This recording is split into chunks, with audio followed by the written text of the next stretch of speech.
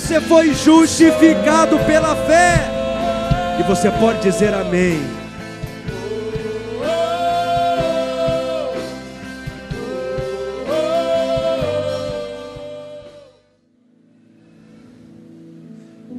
O poder da confissão é a palavra de hoje. Você que não recebeu sua pastoral, levante sua mão mais alto que puder, vai chegar até você.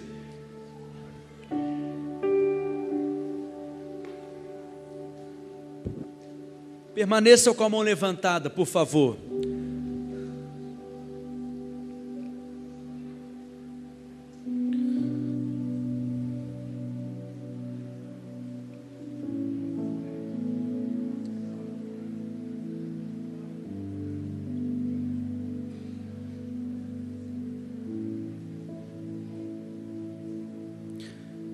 Todos receberam? Não? Curve sua cabeça, vamos orar, feche os seus olhos. Algumas pessoas aqui na frente não receberam. Vamos orar. Pai, te agradecemos pela sua palavra que tem poder para nos instruir, nos edificar, e que ela possa verdadeiramente nos alimentar nessa noite. Temos fome, temos expectativa por aquilo que o Senhor fará nesse lugar. Em nome de Jesus nós te pedimos, conceda-nos espírito de sabedoria e de revelação, em nome de Jesus, amém.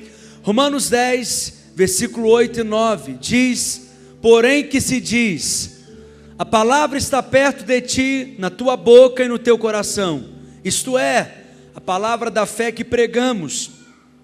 Se com a tua boca confessar de Jesus como Senhor, e em teu coração creres que Deus o ressuscitou dentre os mortos, serás salvo. Olha que interessante o que o texto diz, que a palavra, ela está perto de ti. Está onde? Na tua boca. E aonde mais? No teu coração. Diga comigo, a palavra da fé já está no meu coração. Essa é a palavra da fé que pregamos. Mas qual que é a palavra da fé que pregamos? Está nos versos anteriores, onde Paulo diz que o fim da lei é Cristo, para a justiça de todo aquele que crê. Verso 4, leia comigo.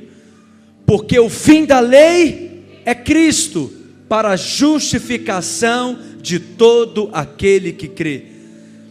Paulo afirma que em Cristo a lei se encerrou, em Cristo a lei chegou ao fim. Paulo está dizendo que o fim da lei é Cristo, o encerramento da lei é Cristo, em Cristo a lei se encerrou. Isso não significa que os 10 mandamentos deixaram de existir. Os 10 mandamentos, os mandamentos de Deus ainda existem. Mas o que Paulo quer dizer quando afirma que a lei passou? Ele está dizendo que nós não nos relacionamos mais com Deus com base nos princípios da lei. Qual que é o princípio da lei? A lei é o favor merecido. Quem merece é que será abençoado. Eu obedeci e por ter obedecido eu serei abençoado. Essa é a lei. Esse é o princípio da lei. Paulo está dizendo que a lei passou, porque agora nós estamos em Cristo. Em Cristo, todas as coisas se invertem. Na nova aliança, Cristo veio habitar dentro de nós, através da pessoa do Espírito Santo. Cristo é a nossa vida. Cristo levou as nossas maldições. Cristo perdoou os nossos pecados. Ele agora também nos qualifica para cumprirmos toda a vontade de Deus. Na lei, você só poderia ser considerado como justo se você cumprisse os mandamentos. Na nova aliança, você já é justo, porque a justiça de Cristo foi colocada sobre você. E porque você é justo, você hoje pode obedecer a Deus e cumprir toda a vontade de Deus. Amém, queridos? Na lei, o alvo é ser justo. Na antiga aliança, preste atenção nisso, O alvo é ser justo. Na nova aliança, você já começa a sua caminhada como justo. Por isso que o crente que tem um alvo de um dia ser justo, o crente que tem um alvo de um dia ser salvo, ele é o crente que ainda vive a vida com base nos princípios da lei. Ele é o crente que ainda vive na antiga aliança. Ele diz: um dia, quem sabe, eu serei justo. Um dia, quem sabe, eu serei salvo. Já viu crente que vive sem ter a certeza que é salvo? Preste atenção. Nossa vida cristã começa com uma obra que já está pronta. A nossa vida cristã não é uma obra que nós devemos fazer. Na vida cristã, o nosso Deus já trabalhou por nós. Na vida cristã, ela começa com uma obra que já está pronta. Jesus disse: está consumado, acabado, concluído, terminado. Ele não te convida para terminar a obra dele. Ele já fez toda a obra na sua vida. E você hoje começa a vida cristã como já é, porque já está terminada toda a obra. O que já é? Você já é justo, porque Cristo é a sua justiça. O que já é? Você já é santo, porque Cristo é a sua santidade. Você já é curado, porque Cristo é a sua saúde. Você é salvo, porque Cristo é a sua salvação. E você já é abençoado com toda a sorte de bênçãos espirituais, porque você está nele. Então você já começa a vida cristã desse jeito, nesse lugar, nessa posição. Amém? Agora, como que acontece na cabeça de alguns irmãos? Eles começam a vida cristã almejando tudo isso, querendo alcançar tudo isso. Um dia eu vou ser curado, um dia eu terei certeza da minha salvação, um dia eu vou ser justo. E eu estou me esforçando muito para isso. Não cheguei lá ainda não, mas eu certamente chegarei lá, porque se depender de mim, não vai faltar esforço. Porque ele ainda não teve revelação da obra que já foi consumada na cruz. Ele ainda vive com base na antiga aliança. Paulo diz: o fim da lei é Cristo, o encerramento da lei é Cristo, a conclusão da antiga aliança é Cristo. Em Cristo Jesus começou uma nova aliança, uma nova era, uma nova dispensação, a dispensação do Espírito, a dispensação da graça, e é nessa nova aliança que nós vivemos hoje. Posso ouvir um amém por isso? Olha o verso 5. Ora, Moisés escreveu que o homem que praticar a justiça decorrente da lei viverá por ela. Ou seja, qualquer um que quer ser justo, obedecendo os mandamentos, terá que obedecer não apenas um mandamento, mas terá que obedecer a lei inteira. Verso 6. Mas a justiça decorrente da onde? Da fé. Você está percebendo que existe uma justiça que vem da lei e existe uma justiça que é decorrente da fé? Qual que é a justiça que é decorrente da lei? É aquela que você recebe quando você consegue obedecer à lei. Mas Paulo diz que ninguém jamais conseguiu cumprir a lei. Portanto, pela lei não é capaz de ser justo, porque se você quebra um mandamento da lei, você quebra todos os demais. Esse é o ensino do Novo Testamento. Mas Paulo então afirma que existe uma outra justiça, que é decorrente da fé. Verso 6, não perguntes em teu coração, quem subirá ao céu? Isto é, para trazer do alto a Cristo, ou quem descerá ao abismo? Isto é, para levantar Cristo dentre os mortos. Ou seja, não fique se perguntando, quem vai nos trazer justiça? Quem vai nos conceder justiça? Por quê? Porque Cristo já trouxe a justiça. Ele já desceu da glória, Ele já foi ao inferno, Ele já ressuscitou dentre os mortos, e Cristo é agora a nossa justiça. Porém que se diz, a palavra está perto de ti, na tua boca e no teu coração. Isso é a palavra da fé que pregamos. A palavra da fé que pregamos diz que se com a tua boca confessares Jesus como seu Senhor e no teu coração creres que Deus o ressuscitou dentre os mortos, serás salvo. Você é salvo por cumprir os mandamentos? Sim ou não? Você é salvo por obedecer a lei? Sim ou não? Você é salvo por cumprir os mandamentos da lei, praticar as obras da lei? Sim ou não? Você é salvo porque você fez alguma coisa, praticou alguma boa obra? Não!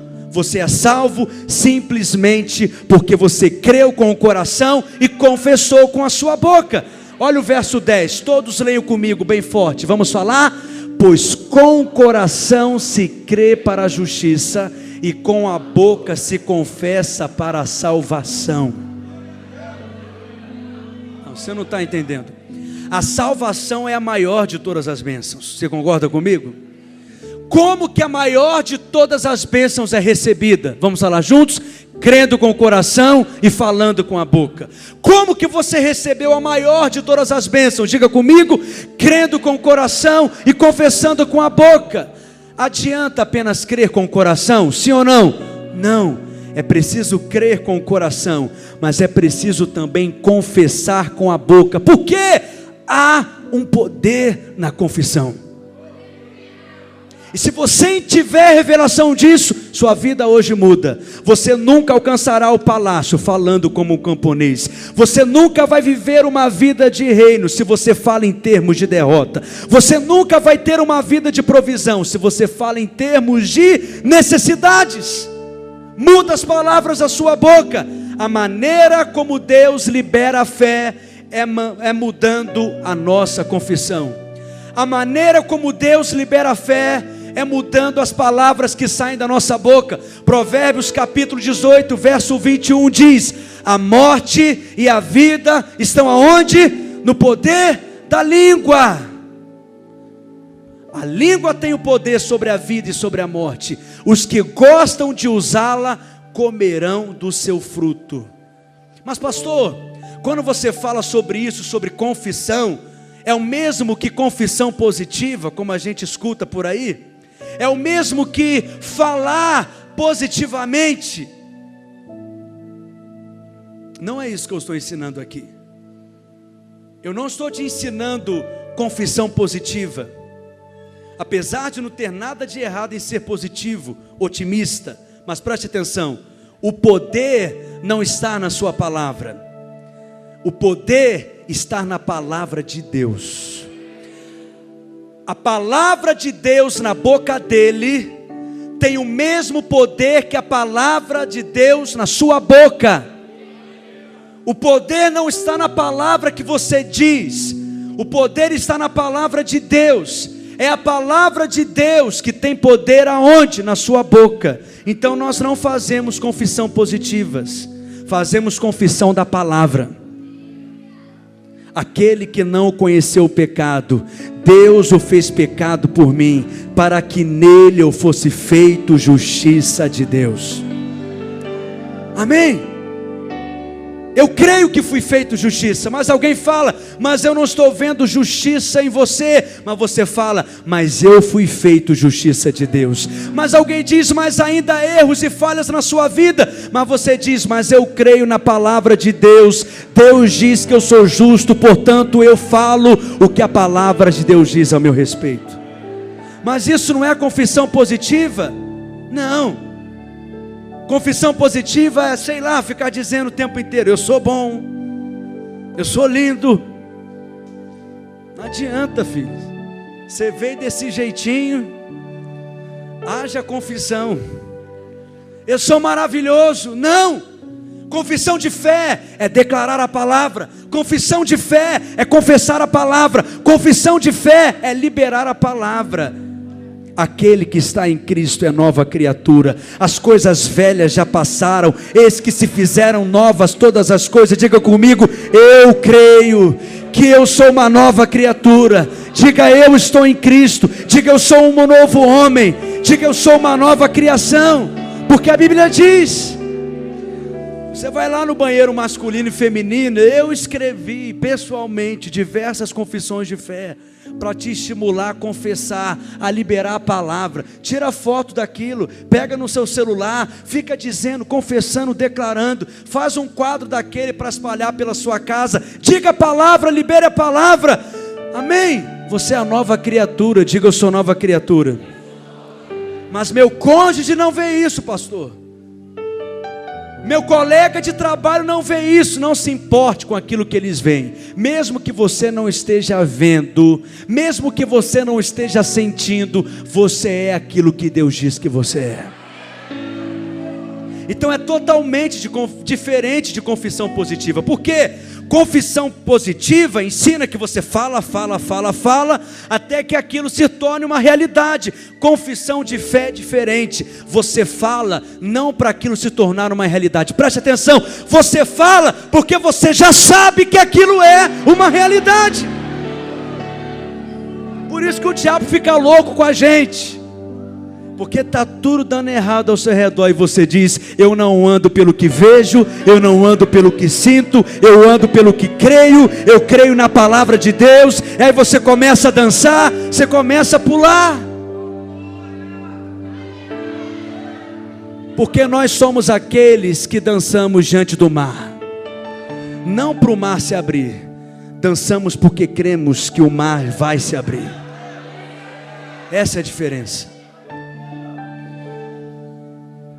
Confissão da palavra é simplesmente concordar com a palavra, é simplesmente concordar com aquilo que Deus diz a seu respeito. Ah, pastor, mas isso aí que você está ensinando, eu já aprendi lá na escola de discípulos. Pois é, você veio aqui se alimentar da palavra, porque quando paramos de falar, nós nos esquecemos, e paramos de praticar também.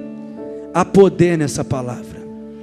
E você vai ver, até o final desse culto, seu coração já estará cheio de fé. Na verdade, alguns aqui já estão cheios de fé. Só porque nós confessamos aqui 2 versículos, seu coração já está cheio de fé. Marcos capítulo 11, verso 24. Por isso vos digo, que tudo quanto em oração pedirdes, crede que recebestes. Crede que recebereis. Crede que receberás. É isso que está escrito. Qual que é o tempo que está o verbo? Passado, presente ou futuro? Passado. Porque se fosse no presente, estaria escrito como? Tudo quanto em oração pedirdes, crede que recebe. Se fosse no futuro, como que estaria? Receberás. Portanto, está no passado. Por quê? Porque já é seu, já te foi dado, já está disponível. Você crê, porque há 2000 anos atrás Jesus disse, está consumado. Não, hoje eu vim pentecostal, os irmãos estão muito devagar. Quando ele disse está consumado, o que ele disse? Que a partir de hoje, você agora é abençoado. Com que bênção? Com toda a sorte de bênçãos espirituais nas regiões celestiais em Cristo Jesus. Você não será abençoado, você já foi abençoado com toda a sorte de bênçãos espirituais nas regiões celestiais em Cristo. Cristo é o abençoado, você foi colocado em Cristo. Toda a bênção que há sobre Cristo está sobre você também. Diga aleluia. Perceba que o ter vem antes do crer. Muitos de nós primeiro queremos ver, primeiro queremos sentir e depois crer. Mas preste atenção, como que eu posso dizer que ele já fez, pastor? Se eu estou sentindo, olha lá, se eu estou sentindo essa dor no meu corpo ainda, como que eu posso afirmar que ele já me curou, se eu ainda estou com sintomas dessas enfermidades no meu corpo? Essa que é a verdade do Evangelho. Por isso que a fé é considerada como uma loucura, porque eu creio que há 2000 anos atrás eu já fui curado, e Deus só pode operar na sua vida por meio da fé.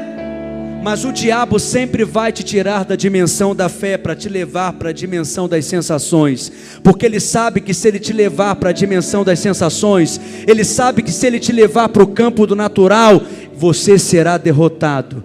Mas quando você permanece crendo e confessando, crendo com o coração e confessando com a boca, crendo com o coração e confessando com a boca, independente daquilo que você está vendo, independente daquilo que você está sentindo, você terá aquilo que você diz. Eu não estou vendo, mas Deus vê. Eu não estou vendo, mas Deus já fez. Eu não estou sentindo, mas Deus já me deu. E aí o diabo fica enlouquecido mesmo, porque a fé é um estilo de vida. A fé é a moeda do céu.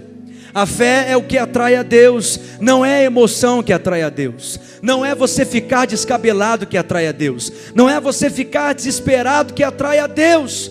Marcos capítulo 2, verso 5 conta a história de alguns homens que trouxeram um paralítico para Jesus orar por ele.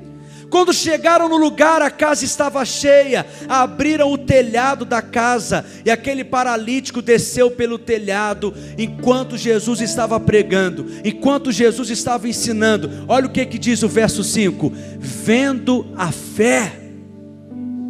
O que ele viu? A fé. O que Jesus procurou? A fé.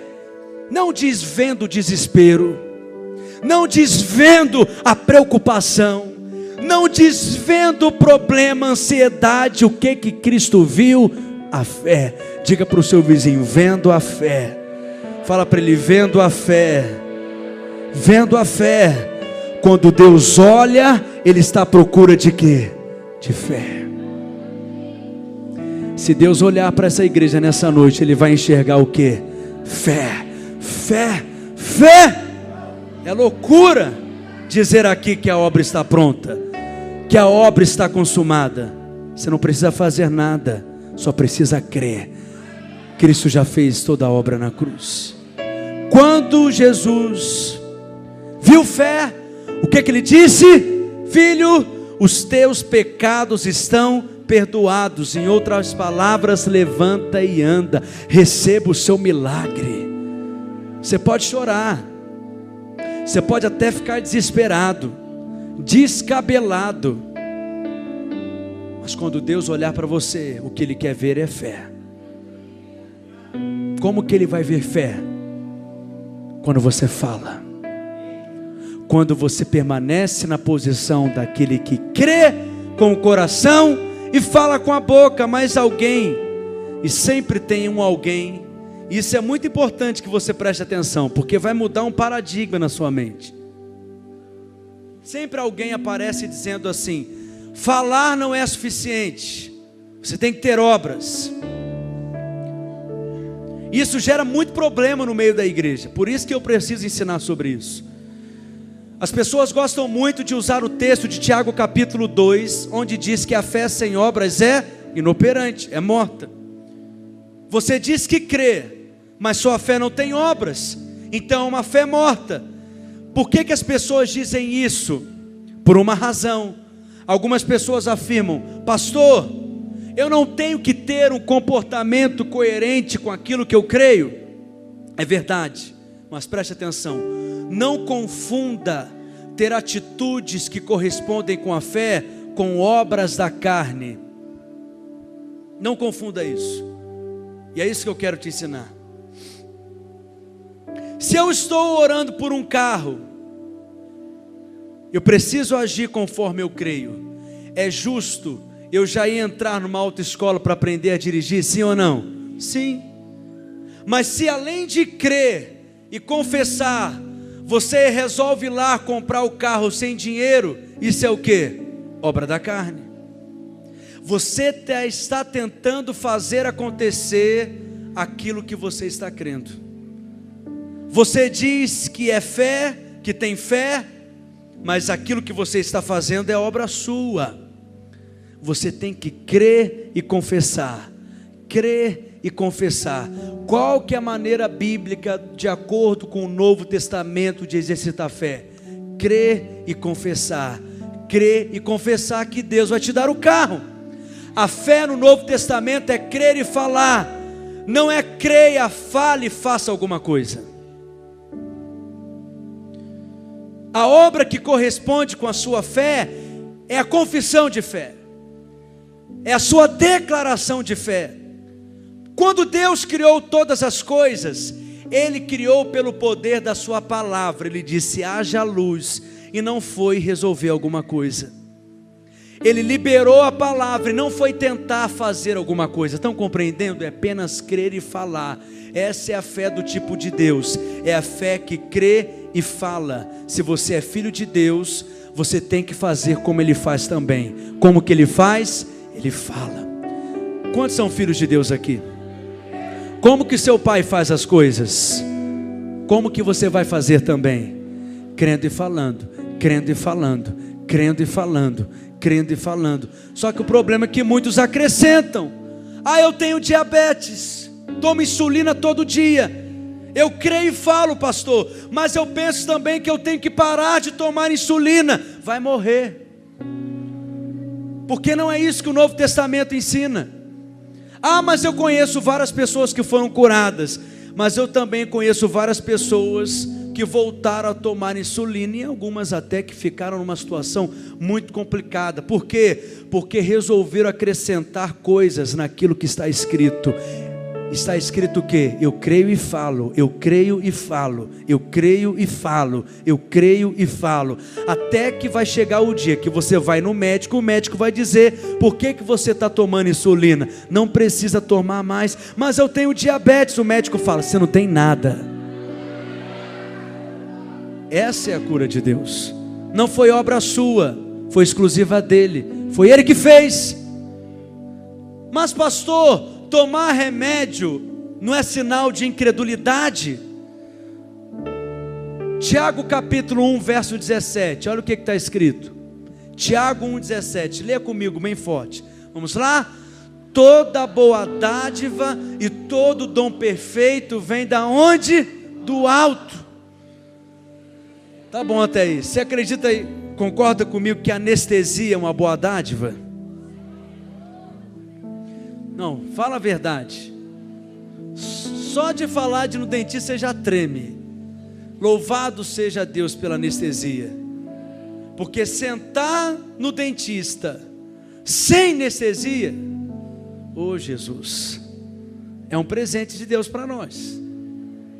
Só eu creio nisso, irmãos. Agora, se você acha que tomar remédio é sinal de incredulidade, vá no dentista sem tomar anestesia. E vá glorificando ainda, você vai precisar. Analgésico é uma boa dádiva, ou não é? Você não crê em Deus? Eu creio no Senhor. E também creio que toda boa dádiva veio dEle. Graças a Deus que Ele deu sabedoria para os homens. Pastor Fábio está rindo de mim, porque eu critico ele, mas ele viaja, leva uma anestesia só para remédio. É diferente, ele já está profetizando a doença. Porque se eu viajo, sentir alguma coisa, sei lá, eu posso comprar um remédio, glória a Deus, toda boa dádiva. Mas já viajar, levando quase uma mala, sem brincadeira, só de remédio, mas hoje ele está tendo a revelação, amém, Fábio?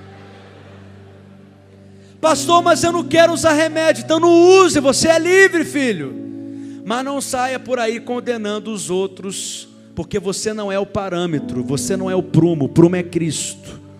E Cristo nos chamou para a liberdade. Amém? Tomar remédio não é incredulidade. Amém, queridos? Mas mesmo tomando remédio, você não muda a sua fé, porque nós cremos e falamos, cremos e confessamos, cremos e declaramos.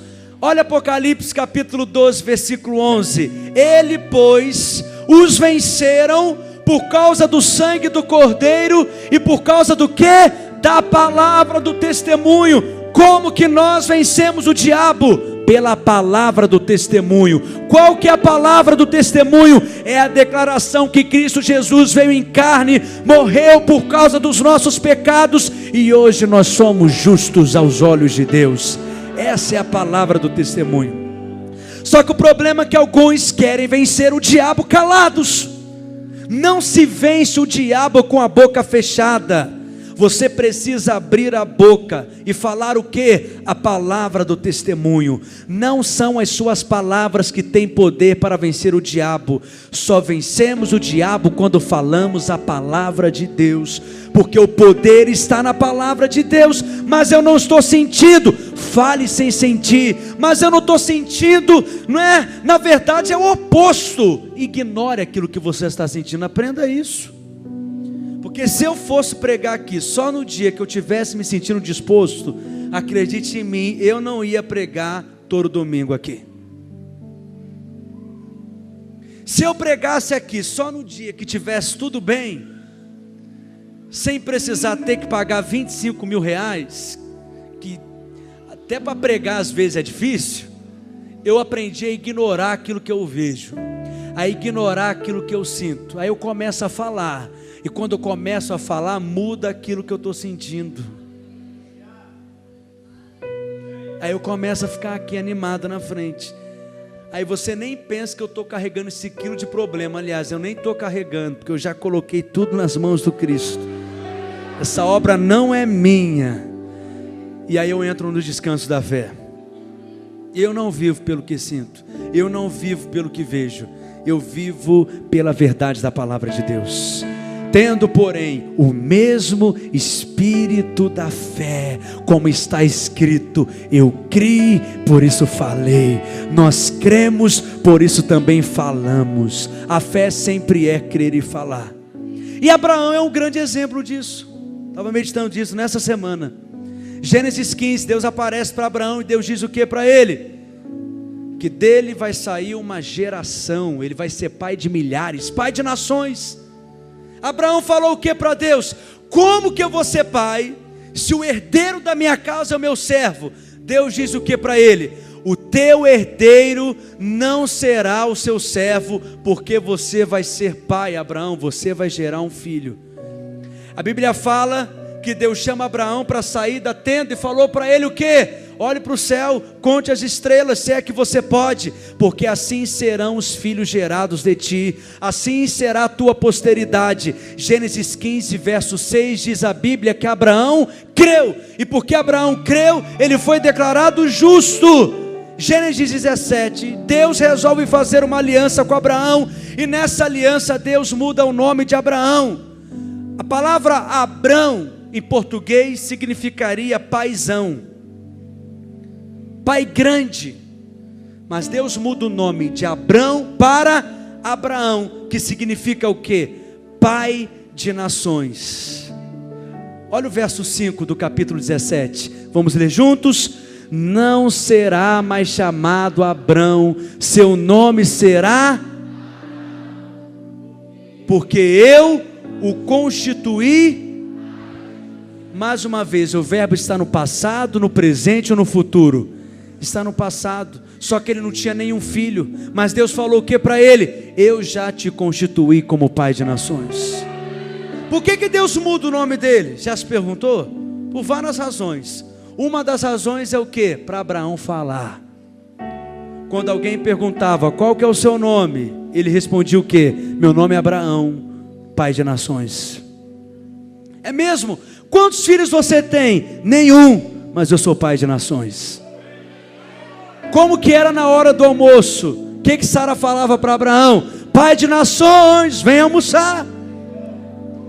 E quando chegava a tarde, anoitecendo, o que ela falava? Pai de nações, vem para casa, onde você está? Já está escurecendo. Todo lugar que Abraão passava, ele ouvia: Pai de nações, Pai de nações, Pai de nações, Pai de nações. Deus colocou uma imagem de fé no coração de Abraão e ele creu.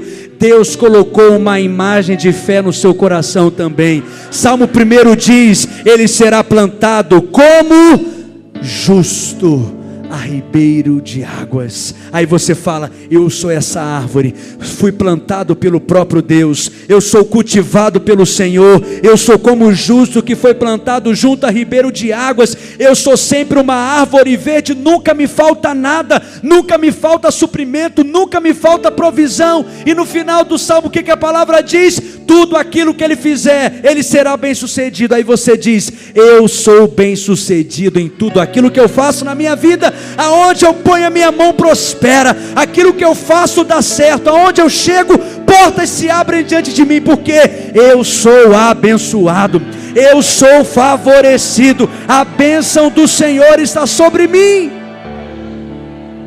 Deus te dá uma imagem de fé, e você crê e libera a palavra.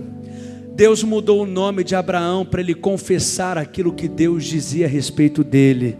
Mas sempre vai aparecer alguém e vai dizer para você: crer e falar não é suficiente. Você tem que crer, falar e fazer alguma coisa. Sara chega para Abraão e fala o quê? Aqui, eu tenho uma serva. Se você tiver relação sexual com ela, vai gerar um menino. O que Abraão fez? Aceitou a sugestão de Sara, resolveu ajudar Deus, gerou Ismael. Deus gostou disso? Não. Tem muita gente querendo fazer coisas para ajudar Deus. Não é que ele é mal intencionado. Abraão não queria fazer nada de errado, mas ele acreditou que apenas crer e confessar não era suficiente. Se você achar que crer e confessar não é suficiente, você vai acabar gerando Ismael. Pastor, mas eu não posso fazer nada. Você pode fazer sim. Por exemplo, Abraão e Sara poderiam começar a preparar um enxoval deles. Sim ou não? Eu não estou ajudando a Deus, eu estou apenas declarando aquilo que eu creio. Eu creio que vai nascer, então já vou preparar o quarto. Eu creio que vai nascer, então já vou comprar o berço. Isso é um ato de fé. Eu sei que Deus está dando direção para algumas pessoas aqui. Quando é que você gera Ismael? Quando você inventa de gerar um filho na força do seu braço. Mas uma maneira bíblica de liberar fé é crer e falando, crer e falando, crer e falando. Sabe qual que é o problema? Você precisa aprender a esperar no Senhor. Séria coisa é esperar no Senhor. 1 Samuel capítulo 13, verso 1. Olha o que o texto diz. Saul tinha 30 anos de idade quando começou a reinar, e reinou sobre Israel 42 anos. No segundo ano do reinado de Saul, ele foi à guerra. Olha o verso 8.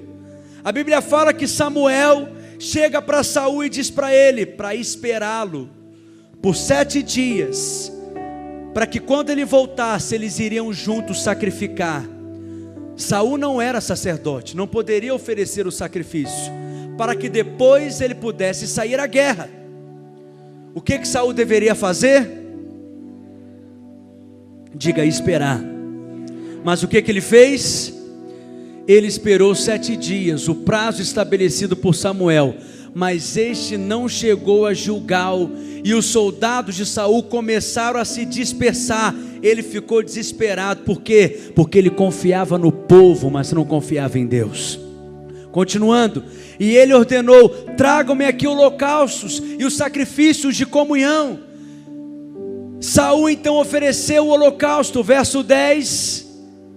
Quando terminou de oferecê-lo, Samuel chegou e Saul foi saudá-lo. Olha só, verso 11. Perguntou-lhe Samuel: o que você faz? Saul respondeu: quando vi que os soldados estavam se dispersando e que não tinha chegado no prazo estabelecido, e que os filisteus estavam reunidos em Micmais, continua o texto no verso 12, pensei: agora os filisteus me atacarão em Gilgal, e eu não busquei o Senhor, por isso senti-me obrigado a oferecer o holocausto.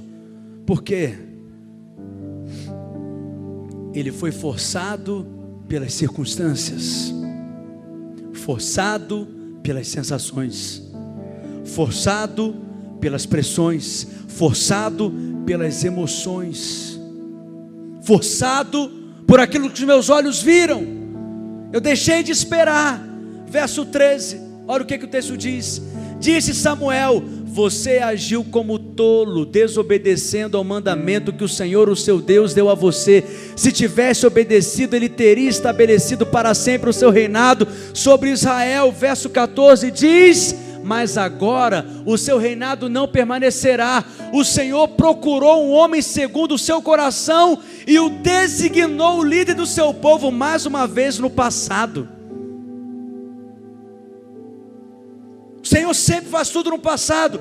Ele já buscou, Ele já achou, Ele já ordenou, Ele já levantou. Por quê? Porque não guardastes a palavra do Senhor. Qual foi a palavra do Senhor para Saul?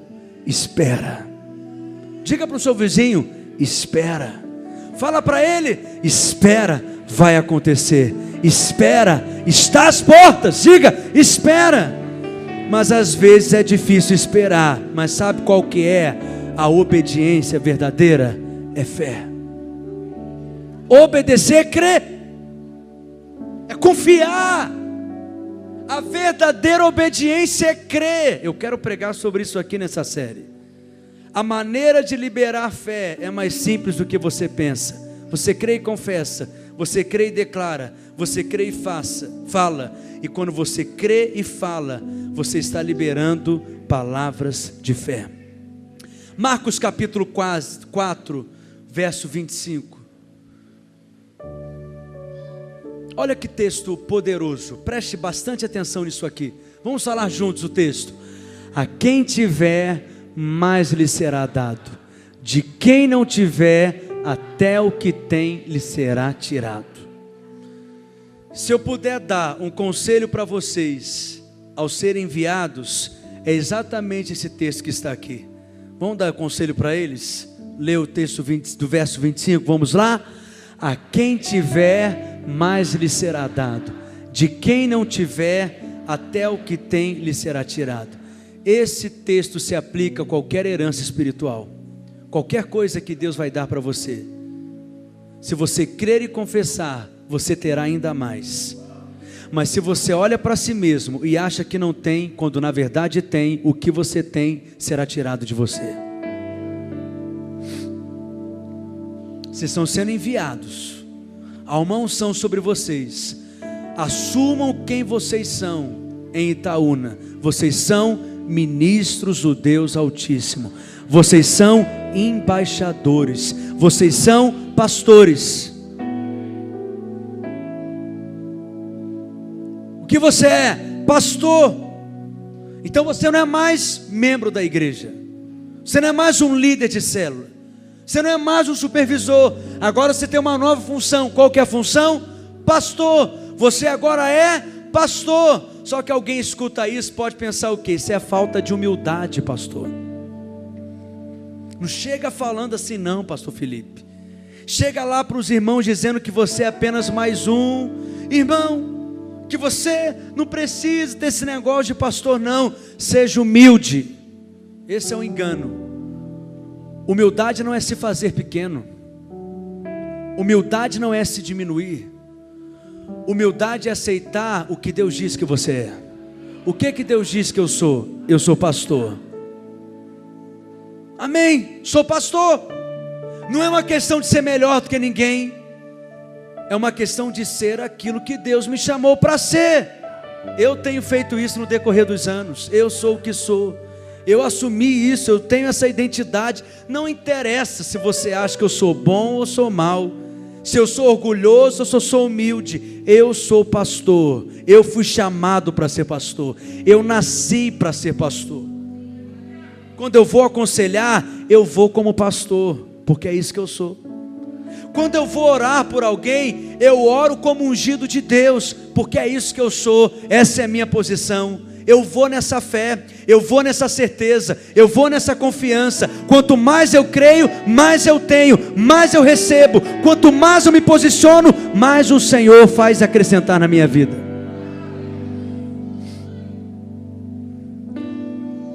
Assuma então quem você é. Lá na minha rede, no meu GD de pastores, tem uma unção de frutificação.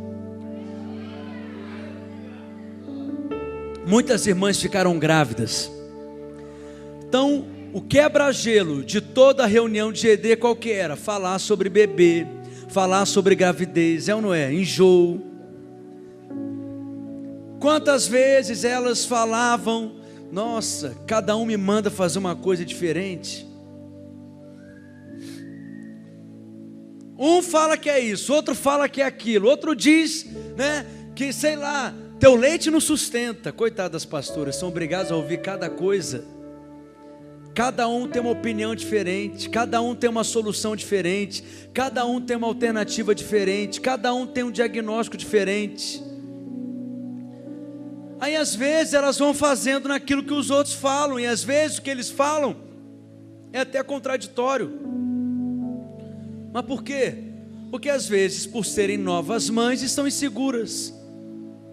E às vezes pensam, não, porque eu não sou mãe ainda de verdade. Quanto mais você acha que não tem, mais você perde aquilo que tem. Estão entendendo? Acredita. Você é mãe. Você é mãe. Mãe sabe das coisas, sabe ou não sabe? Quando você ouve o bebê chorando, ninguém sabe, mas você sabe o que ele está sentindo, o porquê que ele está chorando. Como que eu sei, pastor? Não sei, eu não sou mãe. Quem é mãe é você. Quem é mãe é você. Você sabe quando está com frio, você sabe quando está com fome, você sabe quando está com sono, você sabe quando dormiu direito, está cansado, sim ou não? As irmãs concordam comigo? O menino não fala nada, mas ela sabe de tudo. Sabe por quê? Porque ela assumiu: eu sou mãe desse menino, e Deus vai me usar como mãe desse menino. Quanto mais ela crê, mais mãe ela se torna. Quanto mais ela crê, mais autoridade ela tem. Quanto menos você crê, menos autoridade você tem. Aí você perde aquilo que você tem, e outras mães tomarão o seu lugar. Você precisa crer no que Deus já te deu. Sabe o que muitos falam a respeito de mim? Que quando eu chego num lugar, autoridade vem para a reunião. Quando eu entro num lugar, o ambiente muda. Quando eu subo aqui nessa plataforma, vem autoridade para o culto, o negócio fica diferente. Quantas vezes eu já ouvi isso aqui? Não sou eu, mas sabe o que é? Eu assumi quem eu sou em Cristo. Quando eu subo nessa escada, nessa plataforma, eu subo como pastor. Eu sei quem eu sou. Ah, pastor, você não está sendo humilde. Espera aí, ser humilde é concordar com aquilo que Deus disse que eu sou. Quem que o Senhor disse que eu sou? Você é pastor. Amém, eu sou pastor. Não foi eu que me chamei, não foi eu que me escolhi. Se fosse eu que deveria escolher alguém, nunca teria me escolhido, mas o Senhor que resolveu me escolher, então o Senhor vai me usar. Eu vou abrir a boca e o Senhor vai falar, e vai ser uma bênção, algo vai acontecer. Não sou eu que sou, eu só assumo a posição que eu tenho, eu só assumo a posição que Ele me colocou, e na hora que eu falo, Ele me manda mais, na hora que eu digo, Ele me acrescenta mais, na hora que eu assumo, Ele me enriquece mais. Isso é uma chave espiritual, pastores. O que Deus tem dado para você? O que na graça dele Ele tem te suprido, que você não tem coragem de declarar, que você não tem coragem de assumir, que você não tem coragem de dizer? Você é filho, então fale como filho. Você é príncipe, então fale como príncipe. Você é herdeiro, então fale como um herdeiro. Ande à altura daquilo que você é em Cristo. Fale à altura daquilo que você é em Cristo. Viva como filho. Aleluia. Eu percebo uma unção especial nessa noite, irmãos. Aleluia. Vamos encerrar lendo 2 textos. Isaías, capítulo 33, verso 24. Nenhum morador de Jerusalém dirá o quê? Estou doente. Porque ao povo que habita nela, perdoar-se-lhe-á a sua iniquidade. Quantos já foram perdoados aqui? Então você vai declarar com a sua boca o quê? Eu sou perdoado. Por isso eu não vou declarar que eu estou doente. Pastor, você crê nesse evangelho da cura? Não, eu creio no evangelho de Cristo. Por isso eu sou curado. Eu creio no Evangelho de Cristo, por isso eu tenho saúde. Porque o Evangelho de Cristo diz que Ele não morreu apenas pelos meus pecados, mas a mesma cruz que Ele levou as minhas falhas e transgressões, Ele levou também as minhas enfermidades. Então a cura é para você. Você não entendeu o que eu disse não, eu disse que a cura é para você. A cura é para você.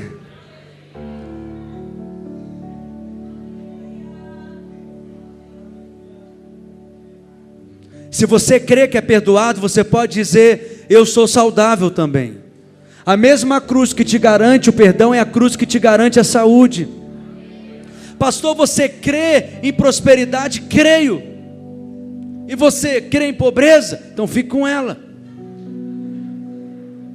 Pastor, você crê no Evangelho da prosperidade? Eu não creio nessa bobagem, mas eu creio que o Evangelho da graça de Deus pode prosperar você.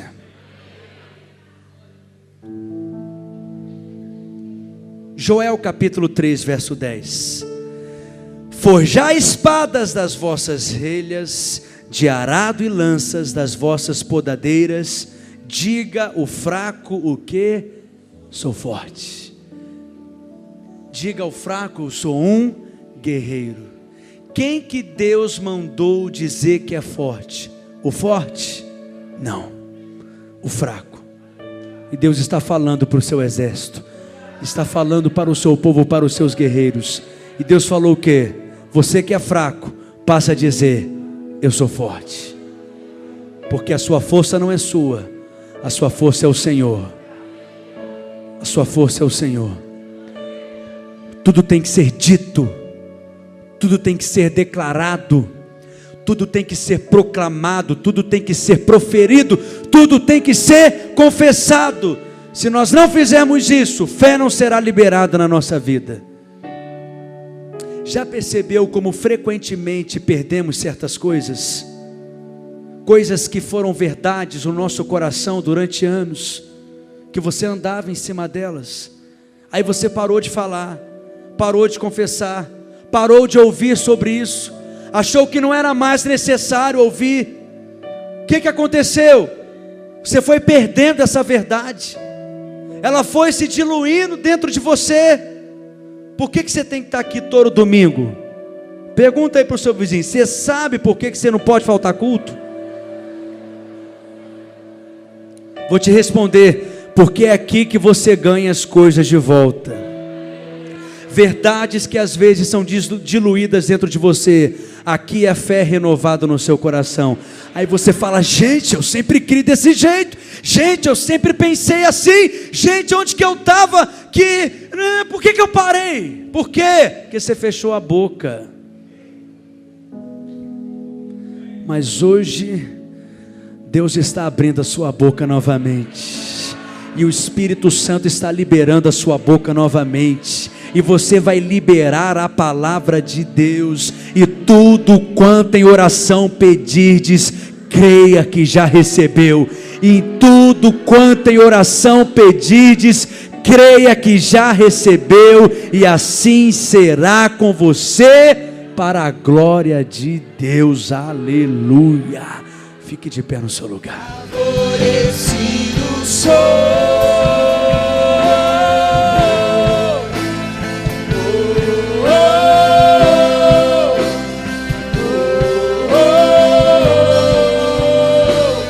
Favorecido